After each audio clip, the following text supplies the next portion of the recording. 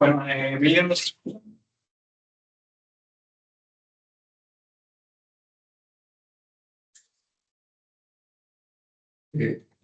algo que sí, pero el audio no es probable, es como la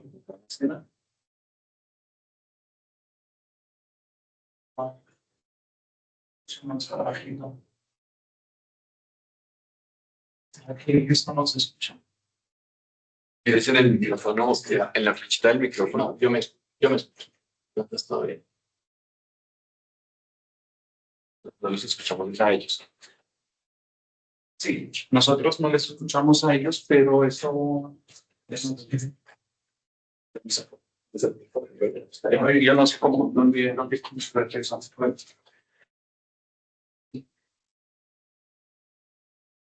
Y mi correo ya viene acá. Y ya está como.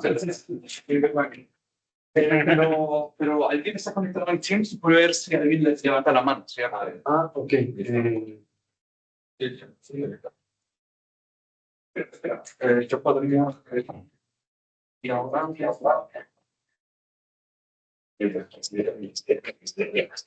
Bueno, entonces, si alguien levanta la mano, podemos pausar aquí. O sea, alguien me dice, porque aquí no lo vamos a ver, pero yo tal vez aquí lo vemos. ¿Puedes levantar la mano? Yo por ejemplo, sí, No, aquí no se ve, pero alguien notifica, entonces ahí podemos escuchar. Sí. Okay, very nice. So let's get to it. When I prepared these slides, I already was, let's say, reaffirmed that this cannot be taught in a master's course. So I do not believe that anybody who has a master's degree really understands. Here's it's like this area. Yeah. A master's degree in data science maybe, but this is really there's a lot to understand here today. Okay, so let's see what's the agenda for today. So first we'll see how attention is being plugged into recurrent networks. So we have seen 3 or 4 weeks ago the attention mechanism. Then 2 weeks ago and last week, we have seen the recurrent networks. And now we see how we can combine these. That's the first part. And how this led to superior results than using just recurrent networks. Here, when I talk about recurrent networks, I refer to all of them. Gated, LSTMs, doesn't matter. Okay. Okay, and then we will look at transformers and the architectures, encoder and decoder in a transformer, and then this thing of positional encodings, and then finally the full architecture. Okay, so let's start with this. So the goal is now the following. So we are now in the sequence to sequence scenario. Okay, so we get an input sequence of some length that we don't know before, and we can produce a sequence of some length that is not directly tied to the length of the input sequence. So could be that the input are 10 tokens and the output 15 tokens, or 100 tokens. So these are, so the output length will depend on the content of the input length, but not necessarily, and maybe be somehow related to also to the length, because typically, if you translate a sentence from German to English, then the length is roughly the same. I mean, it's not exactly the same, but it's not like 10 times as much. But more importantly, it's the content itself. So we have an input sequence, x1, x2, until a special symbol, which is like the padding symbol, but now it's not padding. We also still have padding symbol, but we have an end of sentence symbol that says so, and nothing else will follow after this. Okay. And then we want to use a recurrent network in an autoregressive way. So we had this problem last week that it was not really clear how we could do this, because we had a tight coupling between the inputs and the outputs. So 2 weeks ago, when I introduced the RNNs, what I said was we could let the recurrent unit run until it produces a padding symbol or an out of end of sentence symbol. Okay, that was a bit the way how we did it. Today we will do the same, but we decouple this. We will say we have one recurrent network for encoding and one for decoding. So 2 networks. So what I said 2 weeks ago, that was like the way how you would do it if you just have one recurrent network. Okay, and now we have 2 networks, and somehow as soon as the first one receives this, then we will start with the decoding process. So first we read the input completely with a recurrent network, and we take that and we produce the output with another recurrent network. Okay. So that's the overall process. And here we have this symbol, end of sentence, like in 2 different, have 2 different meanings. So here we have it in the input, and in the input it means that, so this is part of the what we put into the forward. Okay, so here this is part of the so this is part of the input. This is already given. Okay. You could also, in principle, you simply use padding symbols here, but it's more something like a convention that you have a specific symbol to. And why do you need this? Because you will, of course, you will have a tensor. You have to pair things, and not all the sentences in your batch have the same length. So to mark the end of the sentence, we use this, and after this, you can use padding symbols. But you could also only use padding symbols, doesn't matter. But here it's a bit for technical reasons also that I want to use this. Okay, so here it's part of the input, but here in the decoder, it's not part of the input. In the decoder, this is something that the model will produce. Okay, and then we stop the autoregressive production of predictions. Okay, so if we look at a graph architecture or an architecture of this, so we have 2 RNNs. We have an encoder that receives this, the input sequence until some length n, and this last symbol is then this end of sentence. And I was not able to create the figure, so I really wanted to have the arrows go like this and not into the center, but I will achieve this. Okay, and then the standard RNN, as we know it, it can be multi-layer, it can be, I mean, anything that we have seen so far, but it will, for every token here, produce a hidden state. Here we have an implicit H0 in the beginning, that's not shown, but then we will have for every token the hidden state output. And then we have a decoder that will, so here now 2 interesting things happen. So the question is now, how does the decoder connect to the encoder? And what I explained to you now is what was done in 2 papers in 2014. We're now in 2014. These were very influential papers. I think over 50,000 citations each. So what they did was to say, okay, let's use the last hidden state. So we ignore these, basically. We only use the last hidden state. Yeah? And we somehow suppose that the whole knowledge about the sequence is somehow here in this last hidden state. Okay, and then, so, okay, we take this and we use this to initialize the H0 in the second network. So remember, every recurrent network needs an initial state H0. And we said that you can do random initialization. You can just with 0 initialization. That was what we said last week to better understand this reset idea. And now we do not do anything random. We also don't set it to 0. We set it to the output of the encoder. Yeah.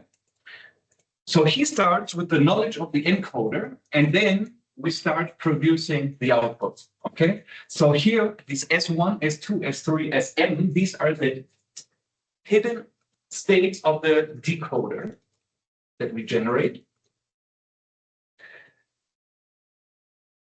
And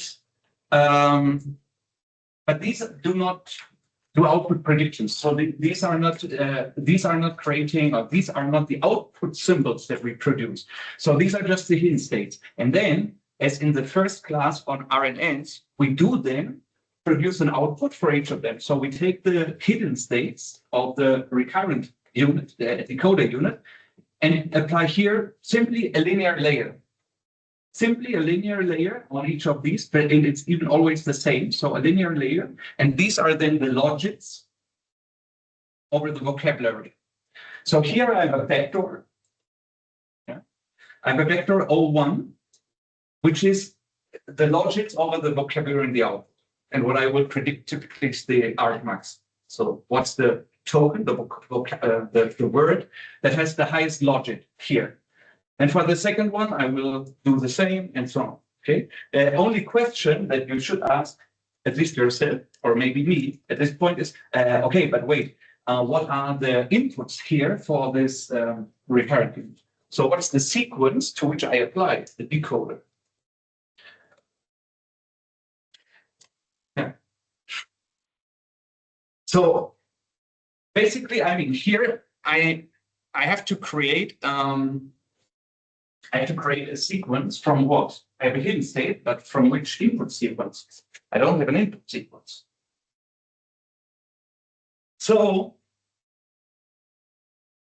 there are different ways of doing this, but actually I could add this here as well. So here the first symbol will be a kind of empty symbol as well. So we could have so this is end of sentence, and if we don't use this, then this would be a special symbol saying start of sentence. So we start with an empty symbol here saying, so we have nothing yet.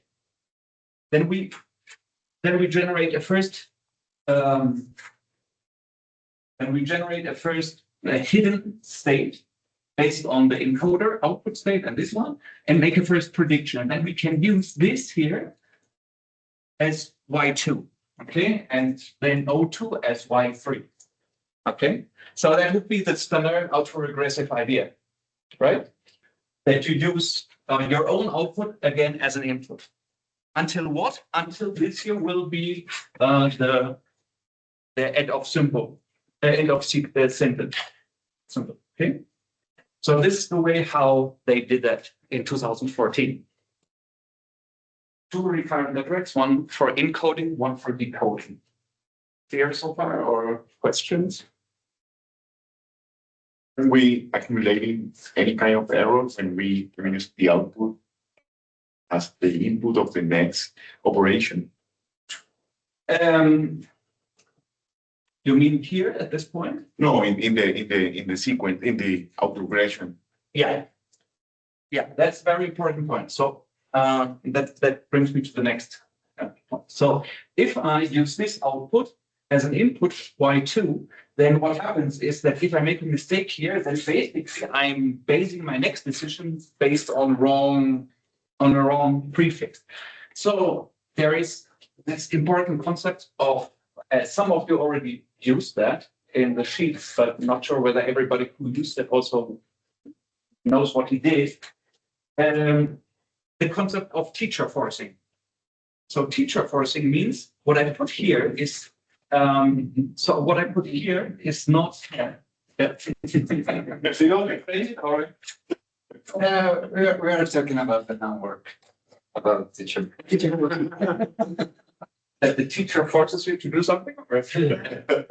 Okay, so I said there are several ways of doing this.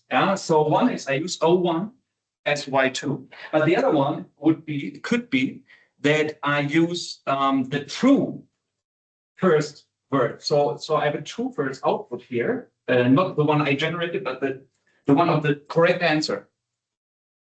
And then I use the correct answer of the first token for Y2.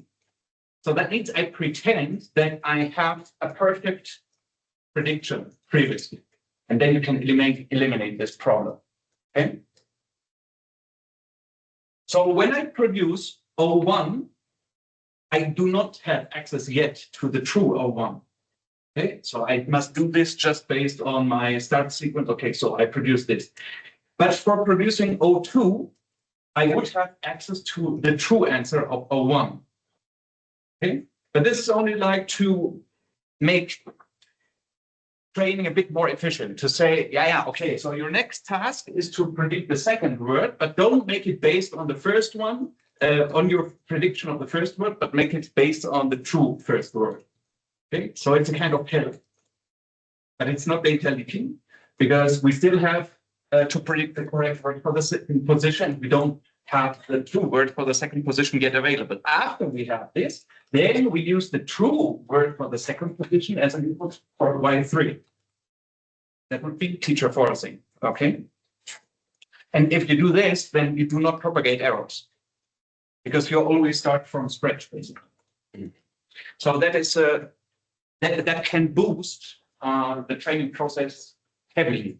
And this is also a bit, if you start working with recurrent networks, but also with transformers, and if you don't understand what's happening, then you can be a bit confused by the interface, because what they ask you to do specifically in the transformer, what they need is that you put into the forward already the sequence that you should predict. That's a bit weird, because if you see this, then if you see this for the first time, you ask yourself, hey, wait, why should I put in the target sequence in the forward if that is what the network should produce? But the point is that this is only done during training to enable teacher parsing. So you already tell it the true target sequence, but it's not really used for inference. At least the teeth position is not used to predict the teeth position output, but you can use what came before T to produce the teeth output. Okay. Is that some sort of Markovian state? That No. I mean, if no, I don't believe it's that we really have a, Because in Markovian you need to sum up probabilities of the chain. that no, would be what Markovian means is that what you should do next only depends on the immediately last state and not on what happened before.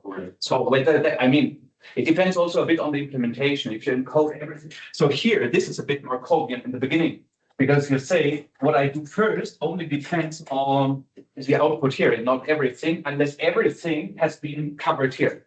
And then actually, this is the major critique of this approach, that you have kind of bottleneck. So the point is that this guy here has fixed dimensionality. So maybe you say my hidden embedding size is size, let's say 100. Now you must in 100 numbers express the whole knowledge about the input sequence, no matter how long the sequence was. That looks a bit difficult. Okay, so it seems like you cannot. That cannot generate work. Yeah. So as long as this this guy here is big enough and your input sequence is not too big, then this can work. But at some point, that blows up somehow.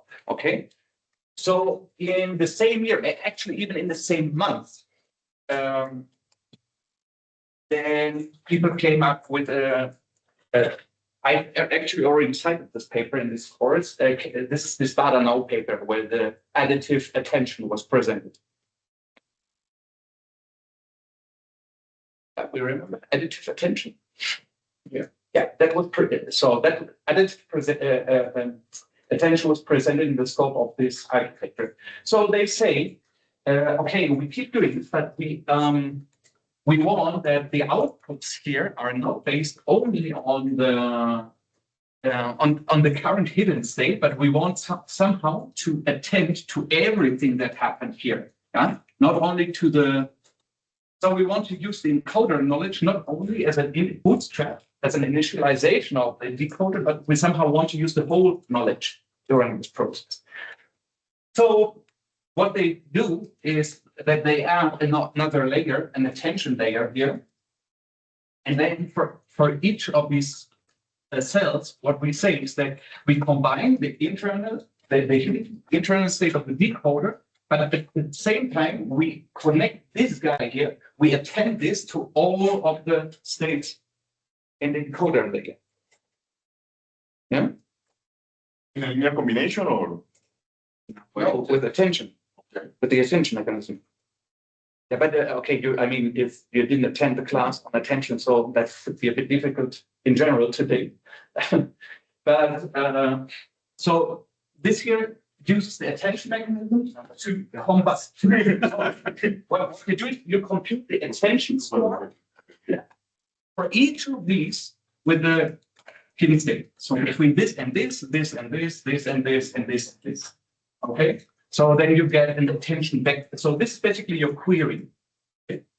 This is your query. All of these are keys and boundaries. And then for this query, you get then an attention representation vector. So this is a new representation of S2 in the light of all these guys. Even more. So actually, you now express this guy in terms of these as a linear combination of all of these. Okay. This is your A2, and then based on this, you have a linear layer that produces the logic. This was really a game changer. Okay. So what is really funny about this is that so these are the three papers that were shown in 2014. That was in June, and these two in September. Okay, but what is funny, these two cite Cho, and these two cite themselves mutually. So if you open this paper, he cites him, and if you open this paper, he cites him. And then you ask, what's that? But that was apparently a very intense phase, and people were aware of each other, and people were publishing an archive. Actually, this paper, I think, was never published at a conference. It's just an archive paper with 60,000 citations or so. But basically, they all do the same. So Cho et al.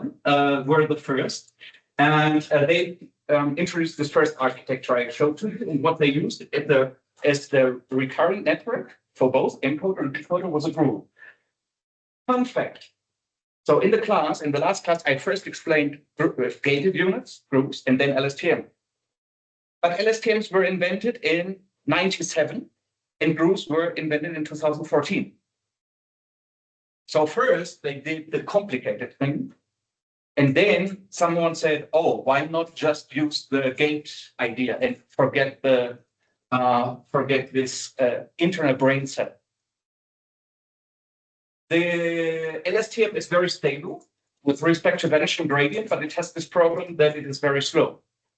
So the group came later here to say, why don't we use the rough idea of gates, but let's not have 3 gates, but just 1, and then we still have a good numerical stability, so it's not as stable as LSTM, but it's much faster. Okay, so that was a simplification. And then the differences are a bit in the details. So these two guys use, so he uses, they use GRU and no, so these two do not use attention. Okay, they do not use attention. Here the main difference is GRU or LSTM. And how many layers do I have, and how do I train the thing? Okay, and he uses attention. Okay, so it's a bit difficult to disentangle the results, because in this paper he compares his method with this method, but not with this method. Okay, so he compares against him, and he shows that this method works much better than this one. Okay, and this is a good study, because most things here are comparable. GRU versus GRU.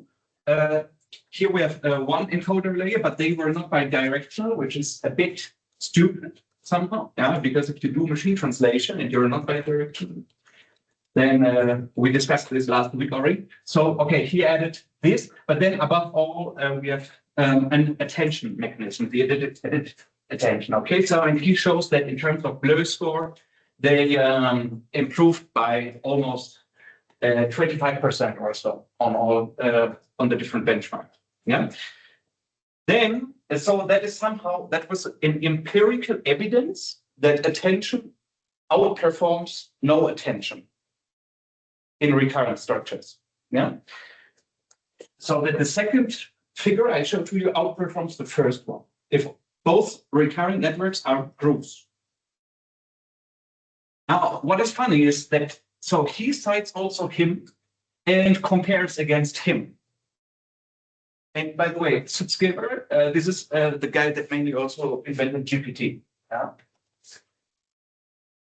So he compares against him and finds that his results are much better than these, not using attention.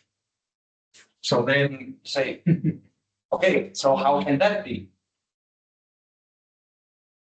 Is it maybe then because he uses the LSTM? So could I compensate? So he has better results than him. He has better results than him. Apparently. So then you have to ask yourself, okay, so what is it? What brings the improvement over this here? Changing from group to LSTM or introducing attention? Not clear. Both bring improvements, but LSTM seems to bring even a better improvement than attention. The whole point is that these papers are not very well done, scientifically speaking, and the comparisons are not fair. So he presents a table where he just copy and pastes the result of this paper into his own and compares it with his own result. But this, the network they have is trained on what? 40 times more data. 40 times more data. This is more than an order of magnitude, more data available. So it's a completely unfair comparison. And I don't believe that you could get a paper accepted today where you do something like what they did 10 years ago. So the consensus is roughly that he presents better results than him, but this is not because the LSTM works better than attention, but only because they use more data. And actually also more parameters, much more parameters. Okay, so the consensus is that if you would use this architecture with attention, is for sure someone has done that, but I'm not aware. If you would use this architecture also with attention, you would and train with the same number of training examples, you would outperform this paper here. Okay. Okay, so I think this is also an interesting lesson in terms of if you want to be innovative and the first to do something, then you do not have much time. Because on the edge, I mean, if you get 3 papers that almost do the same in the same year, the distance of only 3 or 4 months, this also explains why the papers are not so well done. Because I mean, if you're working at that pace, you don't have the time to write a very good paper. You just have to do a good job and then publish. Yeah. Okay. So, so that was 2014, and now 2017. So let's look at the transformer and the general idea. So the general idea is to say, let's throw away this recurrent idea.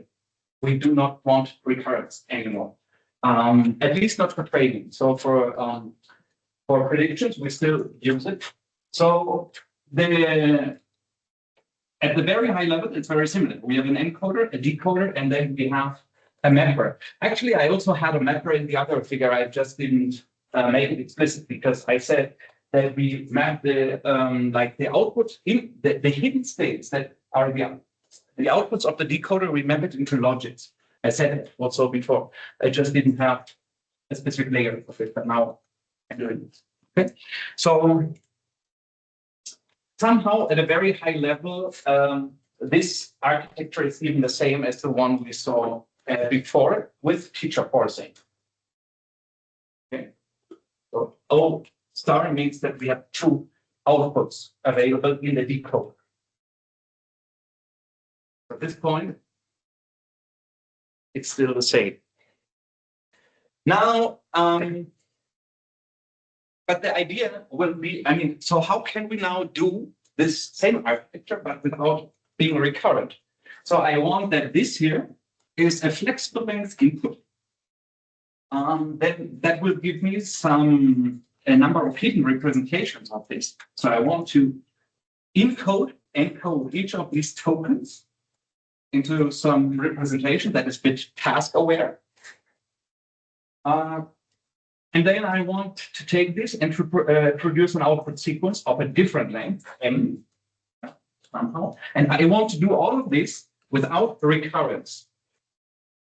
But I want to be absolutely flexible with respect to the number with this length. Okay, so I don't want to have a max n anymore. So how could that be done? Okay, so let's see. So now we will see these famous figures that you have already seen before, I guess, and walk through them step by step. So the first thing is, now let's look at the encoder block. What should happen in this encoder? So the task is to create a block that can pass an arbitrary length sequence and prepare for each token in this an output. A new representation. We want a new representation for each of the input tokens that is somehow useful for the task at hand. Okay. So what we have is a block that looks like this. So we get in the tokens. Okay, so here we get the input sequence. And what we will do is we have two sublayers. So in the first sublayer, we do what we already know, multi-head self-attention. Okay, so we will use the input sequence as queries, keys, and values. Now, this is why we have three arrows here. Okay, so this is keys, values, queries. So here it's not queries, keys, values. It's keys, values, queries. Okay, so we use the input sequence for all the three: keys, values, and queries. And this means that we just contextualize every input token in the context of every other token that occurs in the same sequence. So in other words, this here is not really more than creating a new representation of each token, a context-aware representation of each token. Okay, but we will talk about each of these. I have a slide separately for each of these sublayers, so don't worry. This is only the introduction. Okay.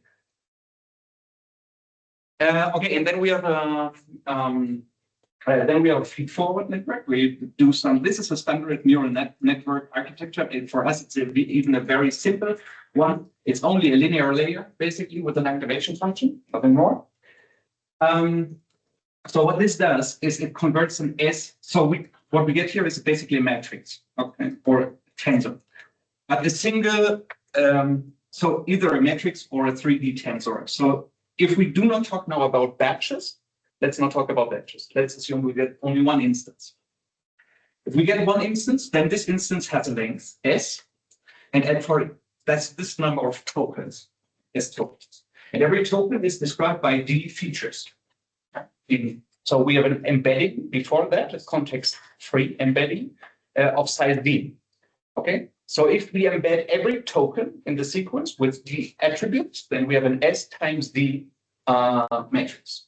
And that's one instance. One instance is described by an S by D matrix that goes in, and then we can compute this new representation of each of the S's input tokens, and also perform a feed-forward operation. Okay, so basically, we don't change the shape. This is what I want to say. So input is an S by D matrix, and output is also an S by D matrix. Does this have to be so? No. Not in, I mean, in general, if you do an encoding, you can, of course, change you will not change the sequence length because, I mean, you want to encode each token, so S will not change, but you could have a D prime in general. But here we cannot have a D prime. So here the output must be the same. And I explained to you in a bit why this has to be like this. But I mean, I can already say it right now. So the point is here we have a residual connection, right? So a skip connection. And skip connections require that the size of this is the same as the size of what goes in. Otherwise, you cannot do the add operation, right? And the same applies here. So that means that what goes out must necessarily have the same shape as what goes in. This is without a skip connection, you wouldn't have this requirement, but with a skip connection, this is a constraint. And So the skip connection is some sort of quantization that we're trying to do.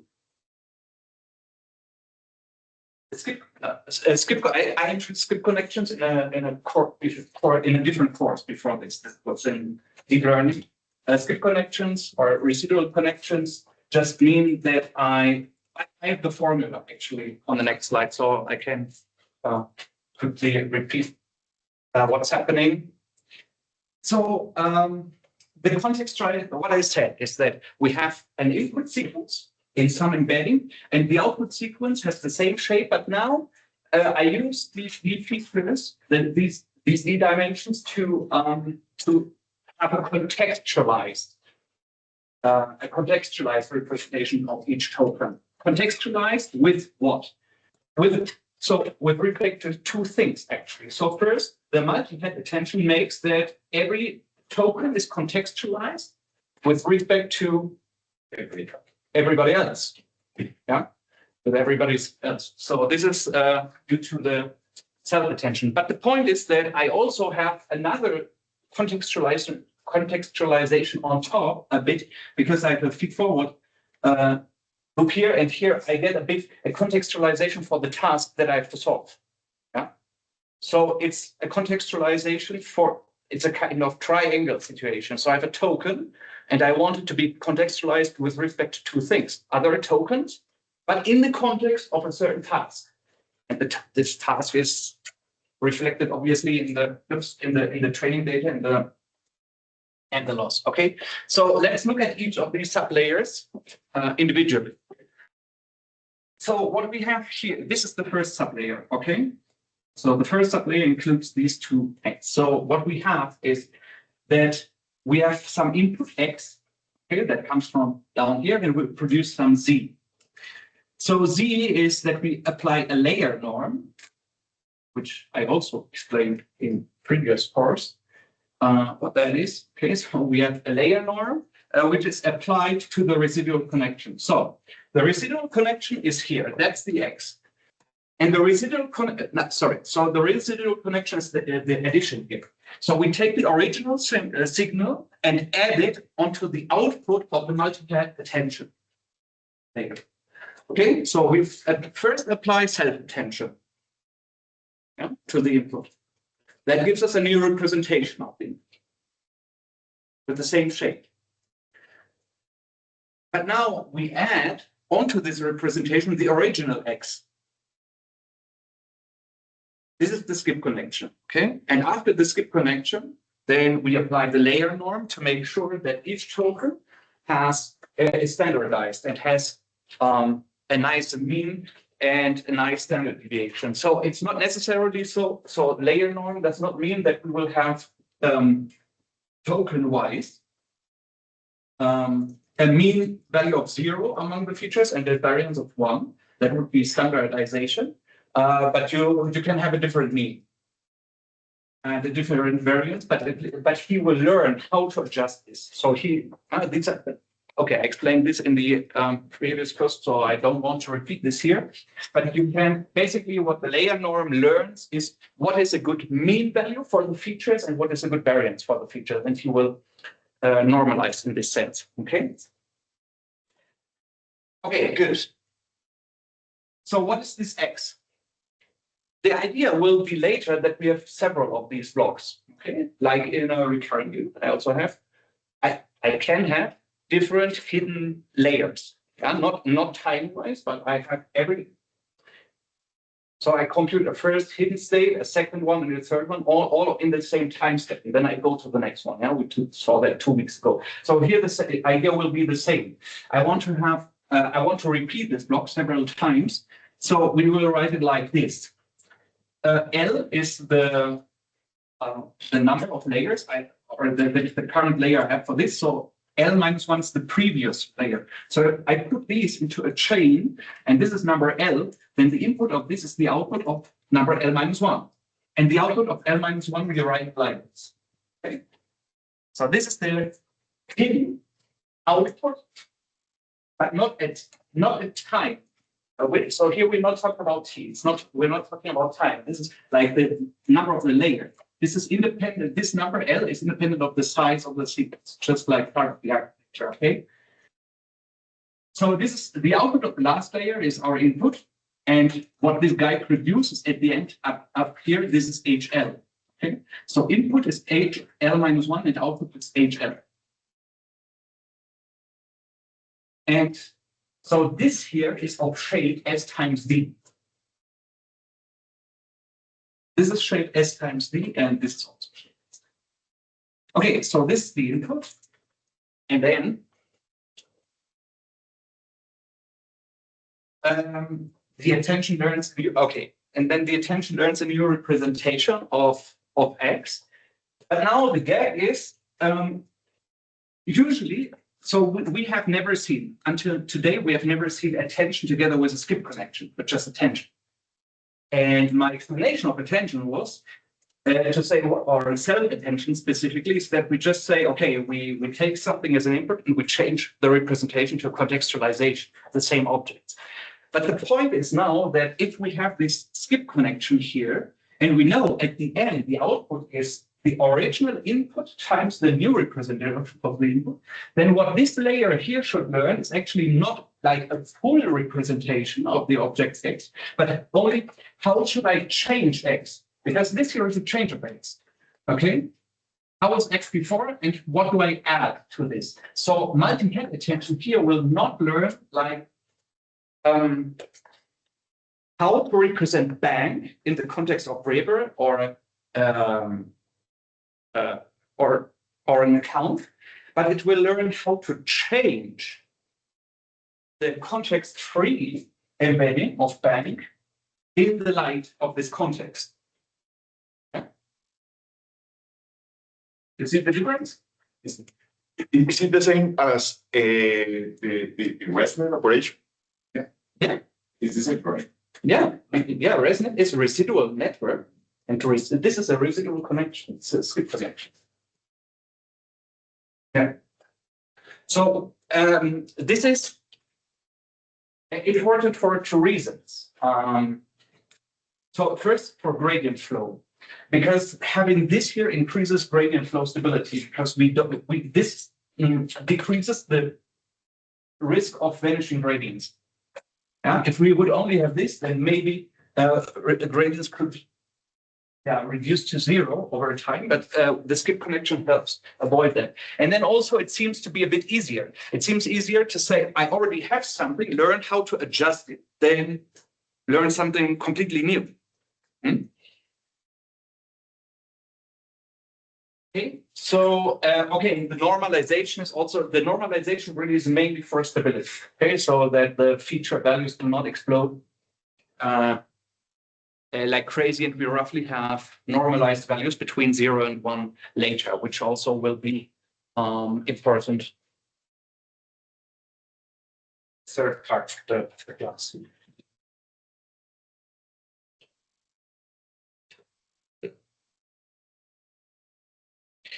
Okay, good. So that's what the first guy does. So the first guy gives us a new representation of the inputs based on the original representation adjusted by the self-attention mechanism.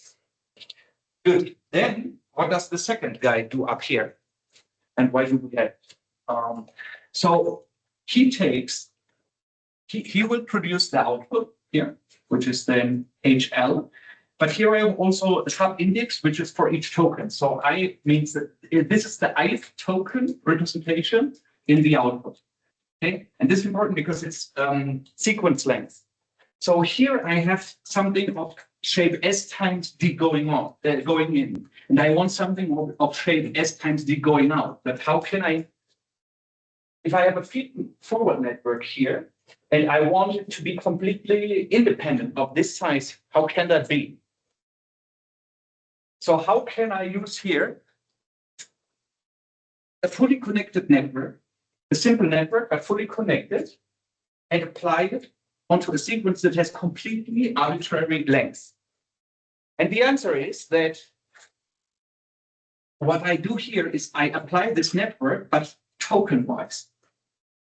So for each token that comes out here, I apply this feed-forward network. This is then why it's called a position-wise application of the network. So what I have is, so I get a matrix, this outputs a matrix Z. And Zi is the ith token. Yeah? It's the ith token in this matrix. So I have a residual connection. So I add this value here plus the output of this guy. And the output of this guy is this. This is a simple neural network with one hidden layer and which activation function?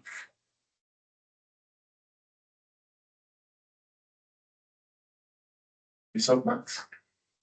No. Softmax is actually never used in a neural network. It's not explicitly. No.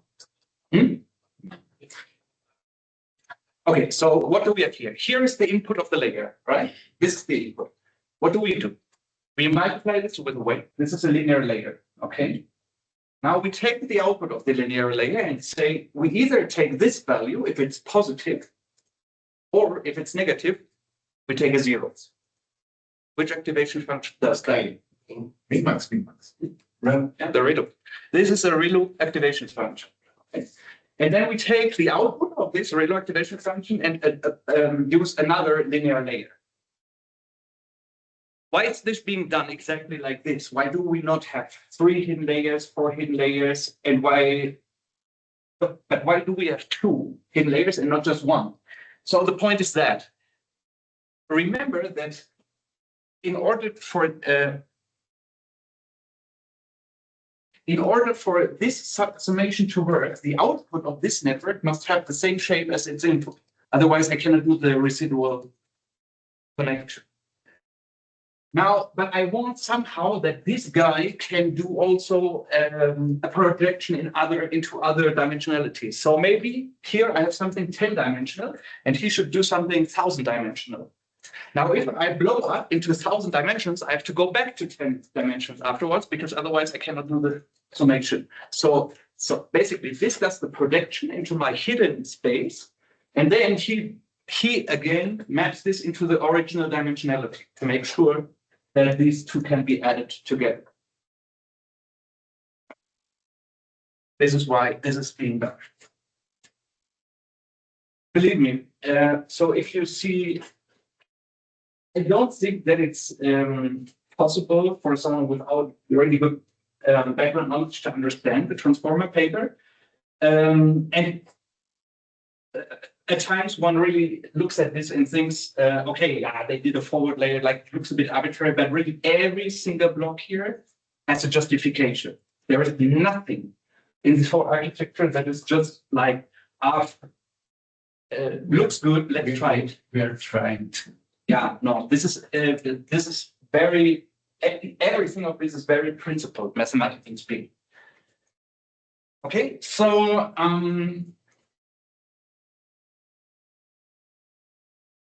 yeah, so multi-head self-attention has a dictated shape. What goes in also goes out in terms of shapes. There is no way how this can change it, and that means that we also have no way of so if we would only use this guy, then we could not do mappings into other dimensions. This is why this is also being used. And as I said, it's being used position-wise. Now this should call attention, literally.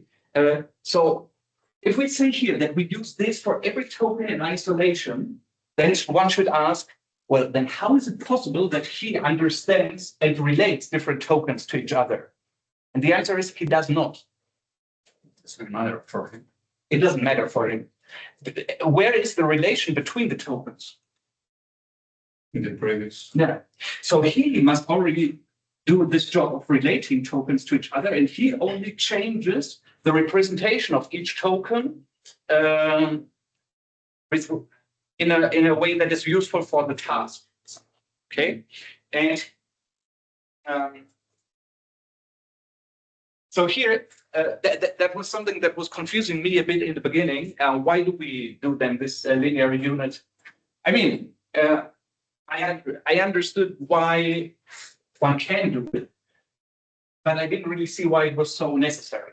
Okay, so but it is really necessary. So why is that the case? So I mean, the whole point of a neural network is, in contrast to what? To linear regression, for example, is that they have the ability to derive new features that are non-linear combinations of the previous features.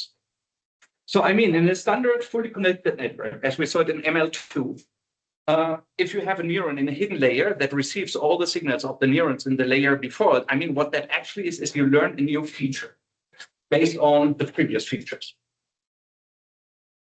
But attention does that somehow, but attention doesn't allow to look at connections between features like the standard hidden layer does it, but it only looks, how can I create a linear combination of existing vector representations for my objects, okay? So you should really think of this a bit like something two-dimensional, where you have like two axes where you want to maybe combine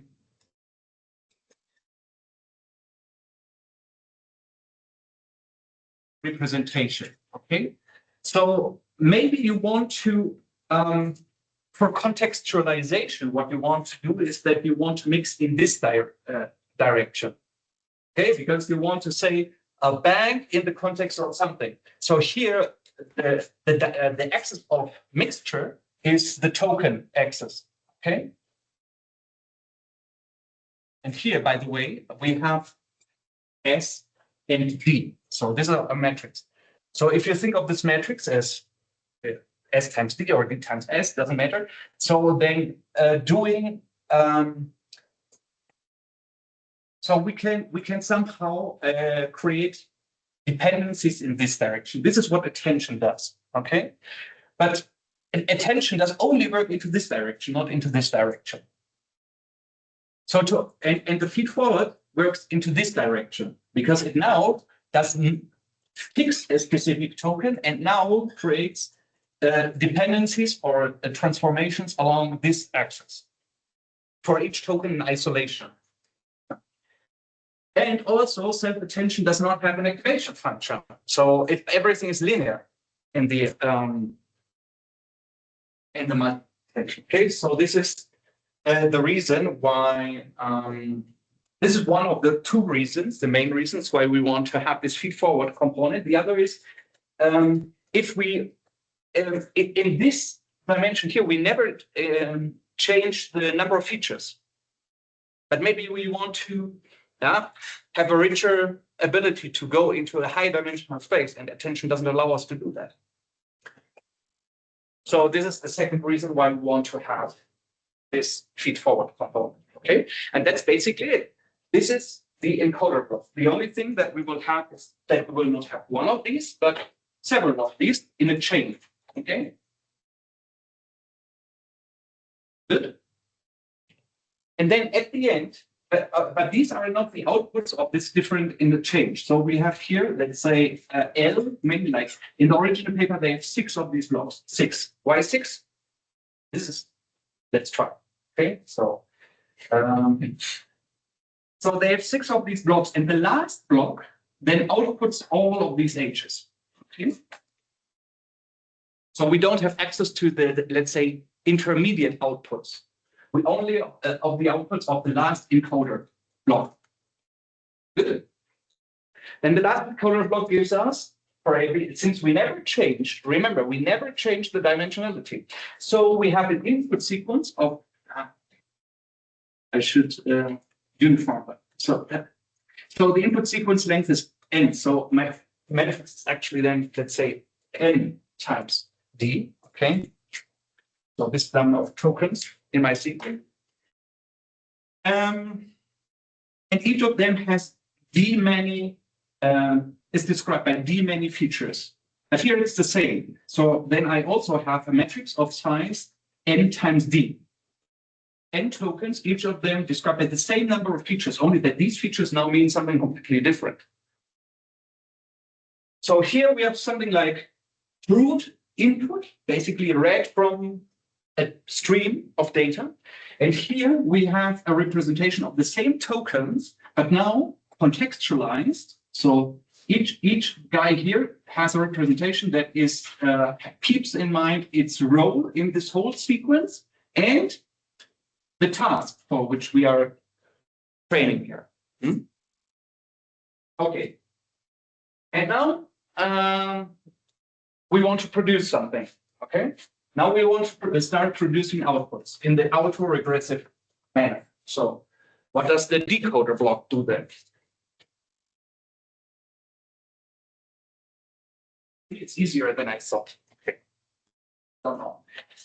Okay, so the task is now we want to take autoregressive inputs. That means all these h's, h1 until hn. So the encoding of all the input sequence plus the encoding of what we have generated so far. Yeah. Or in the case of teacher forcing, we just take the true output that we should generate. Okay. And then based on this, we should generate output generation states. Why not output states? So output states would be the O's. Output generation states are, so to say, the S's, the hidden states of the recurrent unit. So to say, which I get before I apply the linear layer to get the logits. So what we have to do for this is three things. First, I think here I have something missing, but so we have to do three things. We have to encode the previous outputs that we already have generated. Yeah, so we generated some sequence, and each of them is now a symbol, but the symbol again has to be encoded. You already did this on sheet 4. Okay, so this is nothing new. We have to encode the previous outputs. Then we must create the current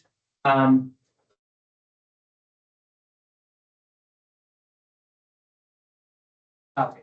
Then I must combine this this encoding of the previous outputs with the encoding of the inputs. So I have two encodings, the ones that we generated with the encoder and the ones that I have from the output. So these two must be brought together, and then I have to learn something new in a feed-forward network to produce my state S. Okay. So that would then look like this. It's a very similar idea, but there are some differences. And again, we will talk about each of the three sublayers separate. So we have now three sublayers, not two, three. But one is again multi-head attention only. Here they funnily say mask. So what will that be? Let's see. Then we have again multi-head attention, but with a slightly different configuration. And then we'll feed forward. But what we see here is the three steps, big picture. First, take the outputs that we have already generated and encode them somehow. Then use these as a query to combine it with the knowledge from the encoder. Okay, so we have piece values that come from the encoder and queries that come from the current output state. We bring this together to get a new representation of our output generating state in the light of the encode information. And then we do here the same now. Okay, so here in this case, we use the different letters, not H, but S. H are the hidden states that are the outputs from the encoder unit. S are the states that are the output from the decoder unit, okay? And again, L and L plus 1. So we get as input here, we get SL minus 1, and he will produce SL. Yeah. And again, this has also the same shape. So it has also, again, that should be an N here. So I have to fix that. So, but all of these matrices have the same shape, which is somehow by the way, good use, right? But at least this is something simple about this, that the shapes don't change. Okay.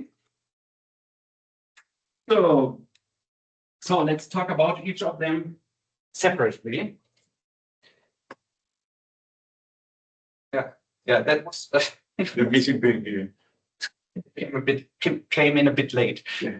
Okay, so we get as an input here the SL minus 1. And the first thing is that this guy will compute what I call SL circle. Okay, I don't know why it's so up there, but SL circle. Okay, so that should go.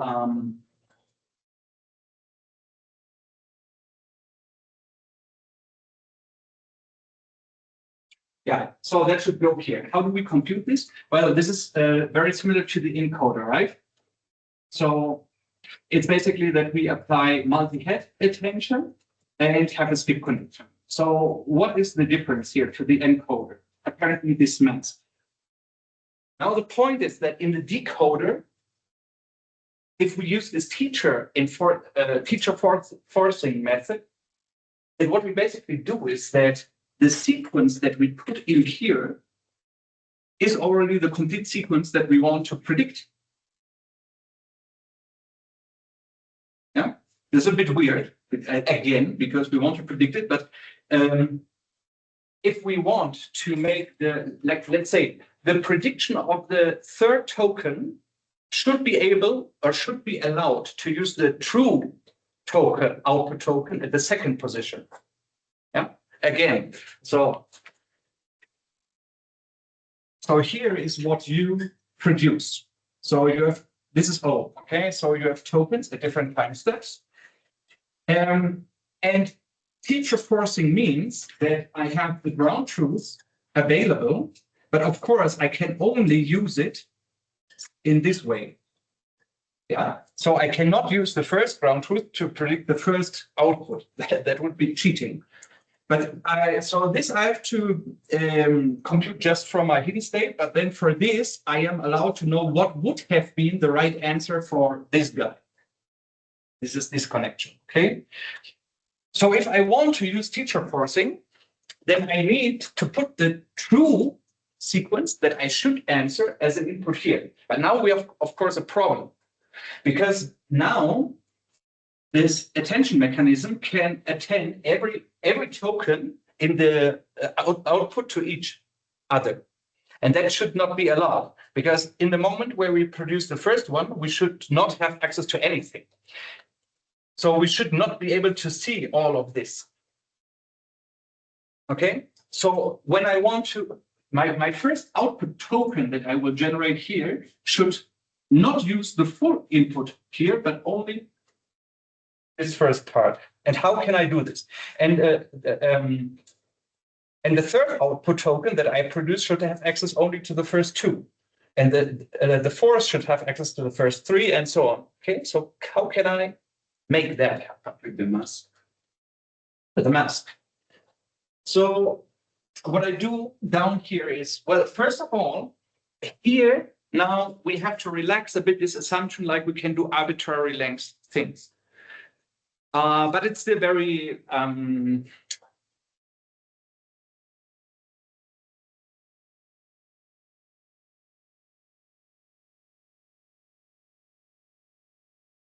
right. Because I must know before how big can the output be that I should produce. But this is the reason why we have to do it here is very different from the fully connected network. In the fully connected networks, we said that because we needed to know the number of neurons in the output layer. Yeah, but here it's for a different reason. So here it is because I have to,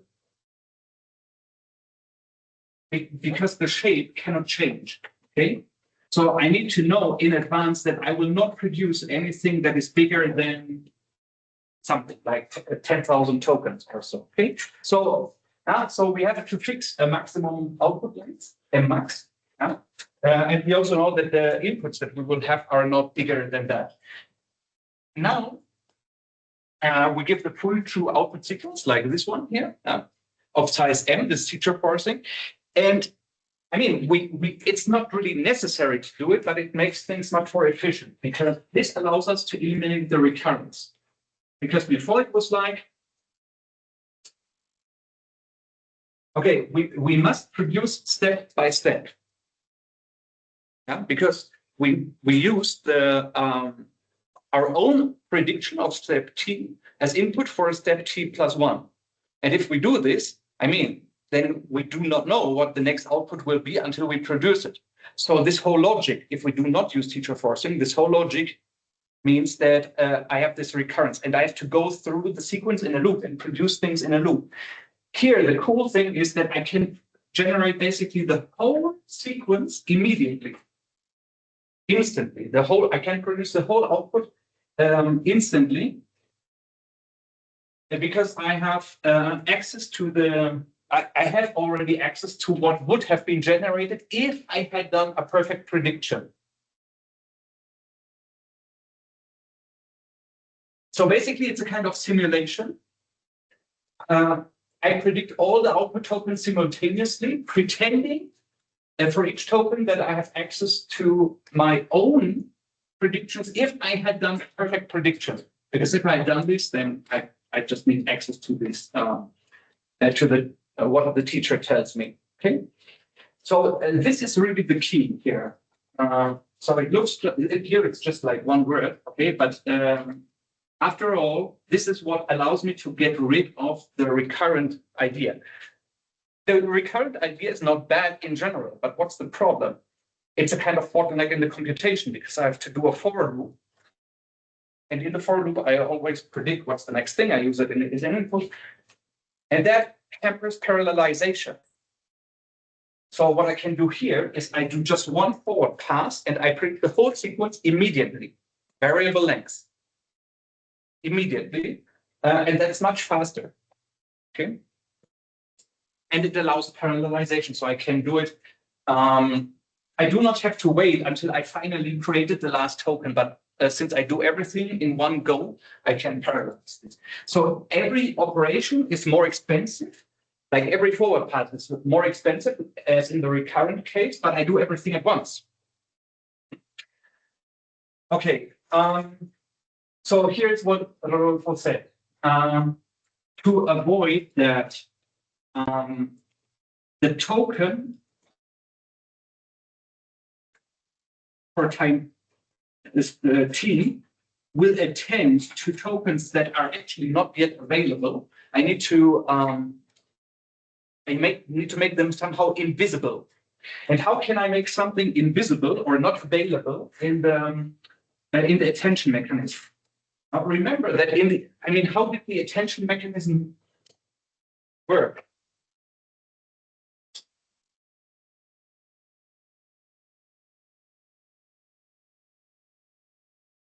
So in the attention mechanism, I compute a similarity matrix, okay, which is called S.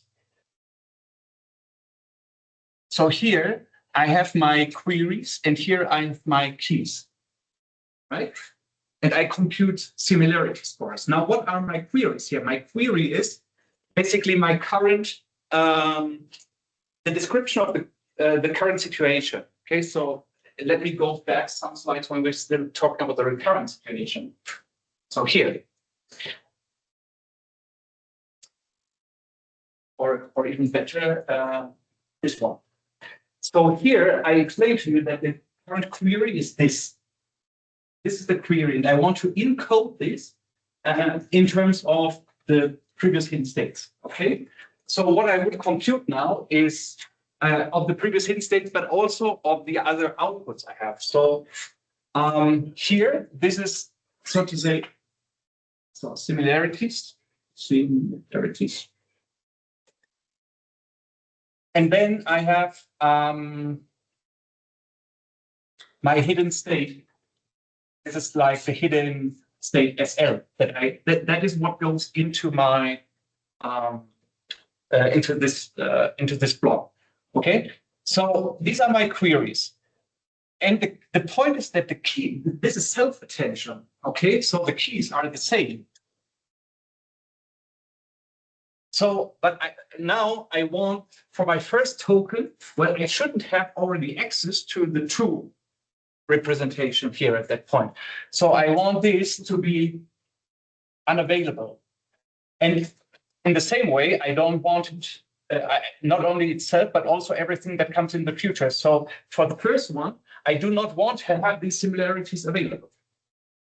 And for the next one, for the second token, I'm allowed to know what would be the ground truth in the first token, but not anything else. And for the second token, for the third token, I have access to the first and the second, but no other. So I somehow want to have this situation.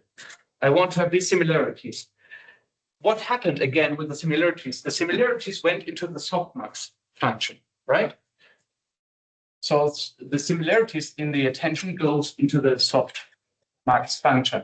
And if I want something to be disabled in the softmax, I need to assign it a very small or very high negative value.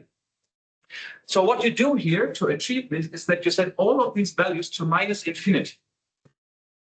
If you put a minus infinity to all of them, basically they are disabled in the softmax. And that is basically the same as saying like you cannot read. What you basically say is completely irrelevant and he will not use it. Okay, so it's a kind of deactivation. And this will make, this is the mask. Okay, this is the mask and will make that when you produce your outputs, you will not be able to see the true outputs of the future.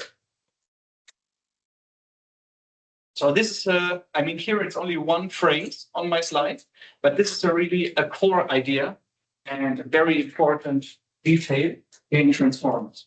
Okay, so last one. So that's the first sublayer. So it's almost the same as in the encoder, but this mask thing here really adds a very important detail to this implementation. And that this detail is necessary to allow for feature enforcing and get rid of the recurrence. Okay, so this mask is super important. It will be most certainly worth a question in the exam. Okay, then we have another, then we have the second sublayer.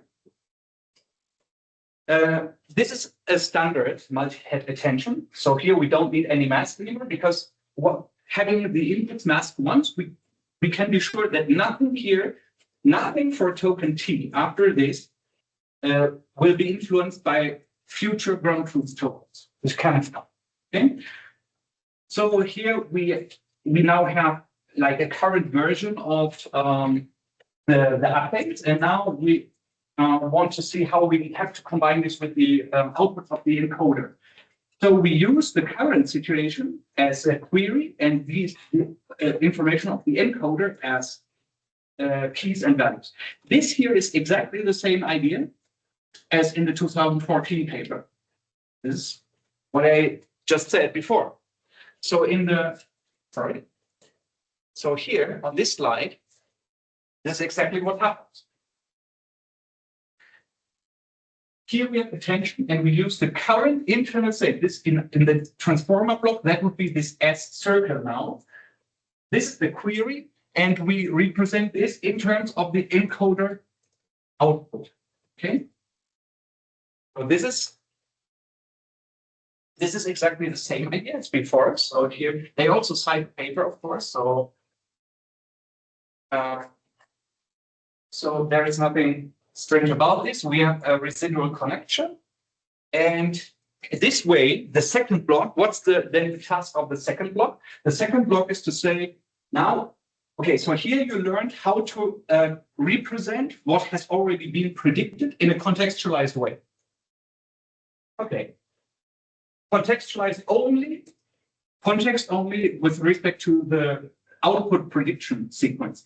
But now we want to do the representation with respect to what we already know from the encoder. Okay, so what this guy does is get us the current state of mind for producing the next output, but based on everything that happened, based on the complete input sequence that comes from the encoder, and based on what has been produced so far in the output that comes from here. Okay, and that gives us S tilde. So S circle is the output here.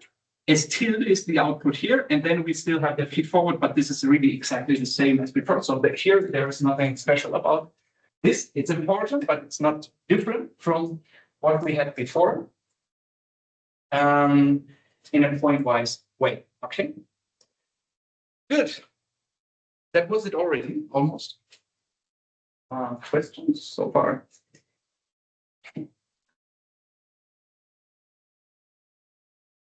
By the way, this whole description, it takes them, I think, less than a page, and it's really not possible to understand it. So That's about the token that we use as enough sentence. Mhm. How will you achieve that that token is not a real token in your vocabulary. yeah. Yeah, but I mean, you have, but this is easy. I mean, you have a finite vocabulary, let's say 1,000 words, and then you just choose something that you say it. Then you need 1,003 embeddings. 0 embedding is padding. 1, like the zero, index 0 is pad. Index 1 is begin of sentence. Index 2 is start of sentence, and then from there on you have the tokens for your actual vocabulary.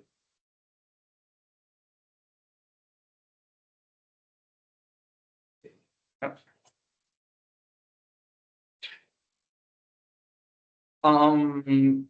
Yeah. Okay. Good. But we are not done yet. Because there's a problem. And the problem is that attention is order invariant. So remember the example of bank and river and account. Now the point is, if I have an input sequence, or if I have a sequence, I have the token for bank and for river, then this attention value is completely independent of the position of the two. So bank will have a certain attention value with river. Independently of river comes right before or very much before. So this positioning is, it doesn't influence. It doesn't influence the attention value and the new representation.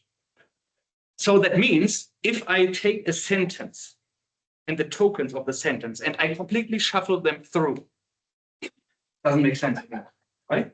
But I completely shuffle them through, then the output of the attention block will be exactly the same, only with a like modulo permutation, okay? But like the different column, the representations of the different tokens will be exactly the same. So this is strange, right? So that means that we have forgotten something when we talked about attention. I was wondering in that class, I was wondering whether anybody would ask that. Nobody asked that, but so if I do a, so in other words, that would be a nice exercise. So in other words, you take a sentence of 10 words, you put it into the attention block, you get a representation. Now you reverse the sentence, you put it into the attention block, and you get the same attention values only in a reverse order. So this is strange, okay? Because it means that the position, neither the absolute nor the relative position of the words influences the meaning. That's a bit worrisome. Specifically, if you think about negation, right? If you say that I like ice, not you, or I not like ice, but you or something like that. So, so if you are not aware of the position of a word, then it's impossible really that you get the context right. I like I've done you or done you. Yeah, or something like that. Okay, so this is really okay. So we must somehow consider the ordering, and they also came up with a solution for this that paper. So the paper was really introducing a lot of things at once. So what they say is, let's just create for every token a position information so that we know. So we want to combine the actual representation of the token. So what's the vector for bank? And we want to combine this with the positional information. And what they came up with is a really crazy idea, but interesting and apparently functional, that says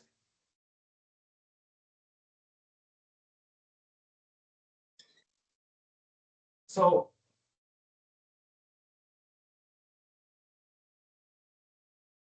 like a sine wave, okay? So the sine wave starts at 0, then goes up, then goes down, and then goes up, okay, roughly like this. Okay, so, and here I have pi, okay? And here I have pi half. Okay. So this is pi half, and so on. Okay, so what they say is that I have a position, this is an integer that says I'm now at position 6 or 10, okay? And I relate this to some long number, let's see what this is, to the 2i over d model. So I is my, so let's suppose for a second that I is 1, okay?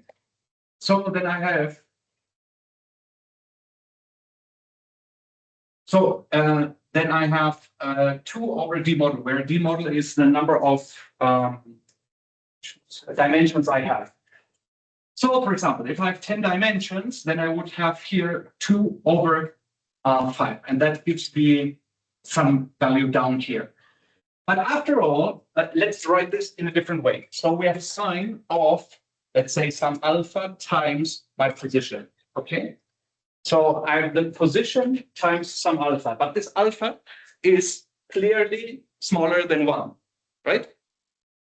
Actually, both of these are maybe, not necessarily, but could be smaller than 1, yeah? Why is that the case? Because this here is still a relatively large number. So if I am at position 5, so I have 5 divided by something big. Maybe this down here is something like 2000 or so. So I have 5 divided by 2000. This is a number relatively close to 0. Okay?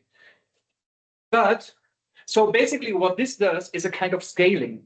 Okay? So this factor alpha here, which is this 1 over this thing down here, this is a kind of scaling. And it makes that I have different frequency lengths for different dimensions. So this is maybe what I get for the first input dimension.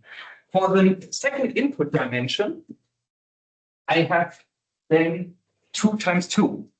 So I have a higher exponent, and that means that I have a higher concentration. So actually, probably this is, I should make it a bit different. So that's for E equals 10. And if I have a higher dimensions, then, smaller dimension, then I have a smaller or a slower increasing curve. Okay, so that would be like for E equals 2, for example. And that makes sure that for the different dimensions, for the different channels, I will do different encodings. So what this will do is that if my original position is 0, I'm starting here. And if my original position is 1, then I'm, so the deeper I get into the sequence, the bigger my value for this positional encoding will be. And later it drops again. But the point is that probably I will never reach this here. And even if I reach it, it's probably so far in the future that it doesn't matter anymore. Okay. So this idea allows me to map. So I have a 2-dimensional information, which which token, so at which position in the sentence am I? And for which of the D attributes do I have it? So these two together will give me some number between -1 and 1. Yeah. And the same idea applies here. So I can do these two positional encodings. And that gives me basically again, a new matrix of the same shape. So I have an original input, and now, okay, but this here does not depend on these values. Okay, so you can compute this. You can compute this without knowing your values. This only is for the positions. Okay, you can compute this offline without knowing the input values for the network. So the concrete value in the positions is never used here. Only which positions do I have? Yeah. But what I then get is, if I cut this after this size, I get a matrix of exactly the same shape. So I basically then have two matrices. I have my original data matrix that describes my instance, and I have another matrix only with the positional information. This positional information matrix is always the same for all of the instances. So these information do not depend on the Z, but then I have two matrices. And how do I combine these two matrices? So in principle, we can do everything. We can concatenate them. We can multiply the two matrices or so. But what they simply do is in the transformer, and that is also for a good reason, is that they simply add them. So that is also something that looks a bit strange in the beginning. So you take your original data representation Z and add the positional information on top. So I'm adding two matrices. And why should that make sense? So this is already a kind of contextualization.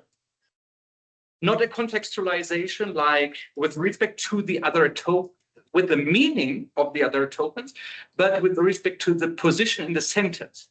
So now, I have a vector description of the word bank. And now depending on where in the sentence, at which position in the sentence bank appear, I'm adding a different vector. So if it's the first word, I'm adding a 0 vector. If it's the 10th word, then I get D values for the size 10 here. So for example, so if I'm at the 10th position, this could be like here. Now that was precisely not a very good example. So here, then I get one value from the first positional encoding, one value from the second, one from the third, and so on. So for each positional encoding, for each dimensionality, I get a different value, and these I add up into the different slots of my word bank. So this is a kind of first modification. I rewrite the vector that describes bank in terms of where in the sentence did it occur, at which position. I do not know which other words are there, but at least I know at which position it occurred, and that changed my representation a bit. Okay. It would be very good, I guess, to have some exercise for that to visualize a bit to visualize this here a bit, and to understand a bit what happens, because this is really important. Because when I do this, then the input for the self-attention block will already be it will be sensitive to the position of the words if I do this, right? So I can solve this problem in this way, and then this solves the whole the problem, and then we can finally understand the whole figure, which is the figure 1 in the paper. You take the inputs, you do an input embedding that can be anything. Yeah. So here you have sentences, string level, or whatever level. Like in terms of categorical attributes, and then you do an input embedding, and the input embedding is still context free. So I have bank.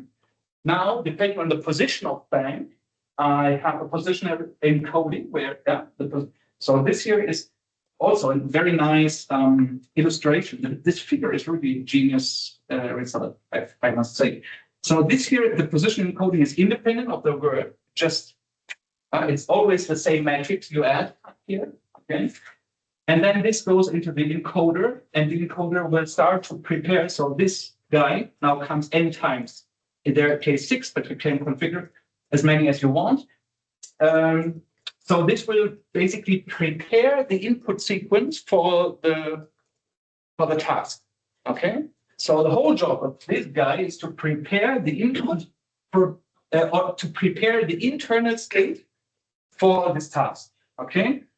And here we have the same outputs. This is the feature enforcement. So the ground truth outputs, which you, at prediction time, usually you don't have it, of course. But at training time, you have them. Then you do the embedding, you do positional encoding, and then you do the decoder block where you merge them together. And then at the end, we have only these output state, the output states, the ST or the SLs, the SLs. Okay. So at the end here, I have at the end, I have an output sequence internal representation, but I still have to produce the concrete logics for the different tokens. This is then the linear layer. So this is this mapper, what I was talking about. The mapper I have here. Then I can have a softmax, but as you know, we don't use softmaxes. I mean, this is only conceptually. In the implementation, we don't use softmax. Actually, here we have the logics for the outputs for my whole sequence, and that's the transformer. Okay. That's the transformer. Yeah, this is why this is the advanced. No, but now I realize that what confused me previously was the word outputs, because when I see the model, you think in terms of inputs and inference as outputs, but here is there are no outputs, but the ground truth of the. Right, very good summary. So these are the ground truth outputs of what I should predict. And now at prediction time, you don't have it. And actually at prediction time, it will be recurrent. So a transformer is parallel and non-recurrent only during training. But when I do actual predictions, where I don't know the answer yet, then I will be recurrent. Then I don't. Then these will be actually the outputs of himself. In a recurrent way at prediction time. So in transformers, or in this type of architectures, like this is the first architecture type we see where you have like two different prediction nodes. One is prediction during training and one is prediction during application. Because prediction during training is not recurrent, everything.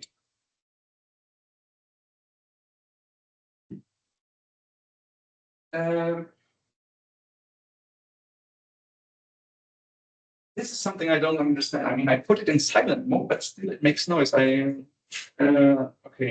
this is too modern for me, I think. Okay, good. So we can compare these two, the recurrent one and the transformer. So the core mechanism in recurrent networks is, of course, recurrent. I compute in a for loop, so to say, always the next state. In the transformer, I don't have loops anymore. Everything is vector operations. And this pretends that I have the whole sequence available. In the input sequence can be arbitrary length. We don't need an nmax. Even only for the output sequence, we need this so that we know what's the mask of the attention filter.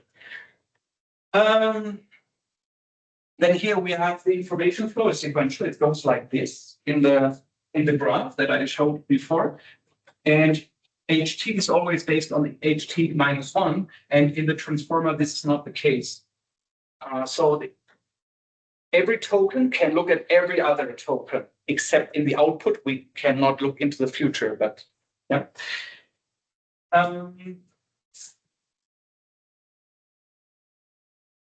And one important thing is the temporal order. So the temporal order in the recurrence is naturally there because you always have everything that happened before. So the position is, so to say, part of the algorithm that you use because you have the for loop. And since you don't have for loop here, we have this problem, and also with attention in general. Attention is order invariant, but we solve this with the explicit positional encodings. You don't need to use that always. So if you have a problem where your input, where the order of your input doesn't matter. So for example, if your input here is a graph, okay? So, and some of you may want to use this in their thesis, okay? So it may be your input is a tripling salesman problem or a graph. We say I have descriptions, but the order of the descriptions is not right. I have tokens, but if I exchange the tokens, the meaning of the input doesn't change. This can be the case. So, for example, you describe a shopping cart. So if you describe a shopping cart with items A, B, C, it doesn't matter if you say ABC or CBA or BCA or BAC. This is all the same shopping cart. And then you don't even want him to make a difference between those. And if you don't want that, then you will just disable the positional encoding. So it's really important to understand why we have it. And because maybe we don't want to have it. And this is super cool also because then we can say, oh, if we don't want it, then just put it off. Okay. Good. Yeah, perfect. So in a recurring network, every processing, every token is faster than in a transformer. But in the transformer, we can do everything at once. This is the main advantage. Okay. I guess that is it then.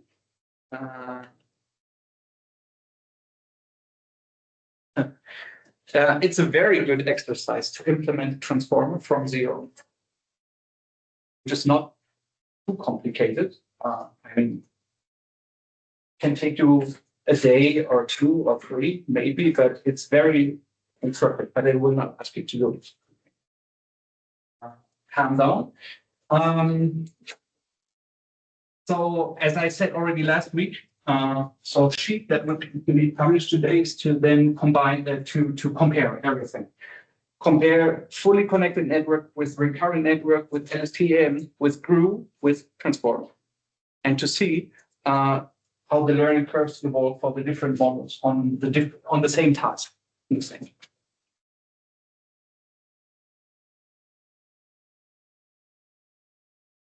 Questions? Not about this, but about the homework first. Este tenemos días adicionales y vas a revisar lo de Pero igual, o sea, todavía está, bueno, primero todavía está abierto, ¿no? O sea, sí, hasta hoy en la noche, pero sí, yo ya me siento, pero no se trata de, o sea, no sé, o sea, sí, o sea, no trata de hacer solamente ese hack para que funcione en Gradestone, pues. O sea, pero ustedes dicen que creen que el problema es que no funciona con GRU, ¿sí? No sé, porque debería, porque yo hice test también, sí, entonces. Sí, es con GRU porque cuando uno prueba la básica funciona bien y apenas cambio la arquitectura GRU ya colapsa. Tengo que mirar por qué pasó eso. En el caso de ustedes puntualmente, pero para eso tengo que correr. Sí, pero así no me más. De hecho, esto termina la. Pregunta cómo está Sí, y en clase, como para pensar más o menos cuándo sería el examen. No, vamos a tener más contenido. Sí, no, pero así sea dentro de es como, yo considero como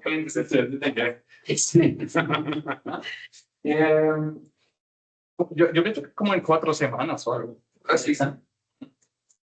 Sí, porque yo no sé si tenemos fechas límites por tema de Siria y esas cosas en el doctorado, o si uno está más flexible, porque si no, me gustaría esperar primero que terminemos todo con pregrado. Aquí hay otros profesores también que entonces podríamos primero terminar todos los temas de pregrado, esperar una semana y hacer los exámenes ahí. O sea, yo no tengo problema. Pero aquí hay 5 profesores que dictan en pregrado, entonces también van a estar muy ocupados con sus cosas. Y hablamos con Miguel, y diciendo verdad. Sí, No, o sea, él no pone el problema, la utiliza.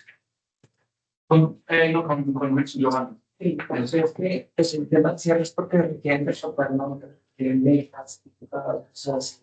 Sí, bueno, es que es un fondo. Solo se piensa. sí, pero eso es sobre todo en pregrado. En general, en posgrado, pues siempre tienes más tiempo. En la maestría ya tienes más tiempo y aquí debería ser aún más flexible. Pero yo le voy a preguntar a uno. Sí. La maestría no es tan flexible. ¿El sistema? No. Cuando la clase me queda. Bueno, chicos conectados. Sergio, ¿dónde estuviste? Algo. Soy muy curioso con cómo ¿no? Porque de hecho estaba revisando las mías, sino yo también me metí muy conected al final. Y estaba